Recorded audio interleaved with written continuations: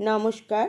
আমার আজকের কবিতা কবি যতীন্দ্রমোহন বাগচির লেখা অপরাজিতা। পরাজিতা তুই সকল ফুলের কাছে, তবু কেন তোর অপরাজিতা নাম? গন্ধ কি তোর বিন্দুমাত্র আছে? বর্ণ সেও তো নয় নয়নাভিরাম। ক্ষুদ্র শেফালি, তারও মধু সৌরভ, ক্ষুদ্র আতসী, তারও কাঞ্চন ভাতি। গরবিনী, তোর কিসে তবে গৌরব?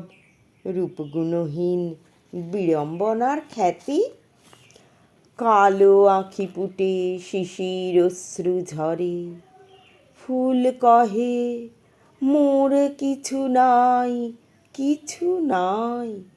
তোমরা যে নামে ডাকিয়াছ দয়া করে, আমি শুধু ভাই তাই, আমি শুধু তাই।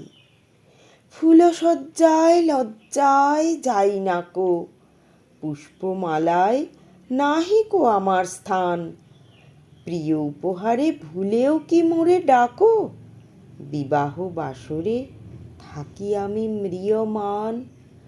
মোর ঠাঁই শুধু দেবের চরণ তলে।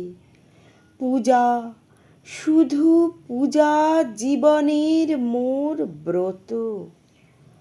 তিনিও কি মোরে ফিরাবেন আঁখি জলে? অন্তর জামি, তিনিও তোমারই মতো। এখানে একটু কবি পরিচিতি বলে নিই। যতীন্দ্রমোহন বাগচি, জন্ম 1878 সাল, মৃত্যু 1948 সাল। রবীন্দ্রনাথের আবির্ভাবের পরবর্তীকালে বাংলা কাব্যে যাঁরা খ্যাতি অর্জন করেছিলেন, এই কবি তাঁদের অন্যতম। প্রকৃতি এবং মানুষ উভয়ই কবির রচনায় স্থান পেয়েছেন। আলোচ্য কবিতাটি প্রকৃতিকে অবলম্বন করে রচিত। অপরাজিতা একটি সাধারণ গাঢ় নীল রঙের ফুল। এর অন্যান্য রঙও আছে, কিন্তু সব ফুলের কাছেই পরাজিত সে। তার গন্ধও নেই কোনো, নয়নাভিরাম বর্ণও নেই। তবুও কেন সে অপরাজিতা? অপরাজিতা নিজের সব অক্ষমতা স্বীকার করে নেয়। সে বলে সে একমাত্র পূজার অর্ঘ্যেই ব্যবহৃত হয়। তার জীবনের একমাত্র গৌরব সে দেবতার চরণে পূজার জন্য লাগে। সেটিই তার জীবনের সার্থকতা। তাই যে যত ক্ষুদ্রই হোক না কেন, তার প্রয়োগেই জীবনের সার্থকতা হয়।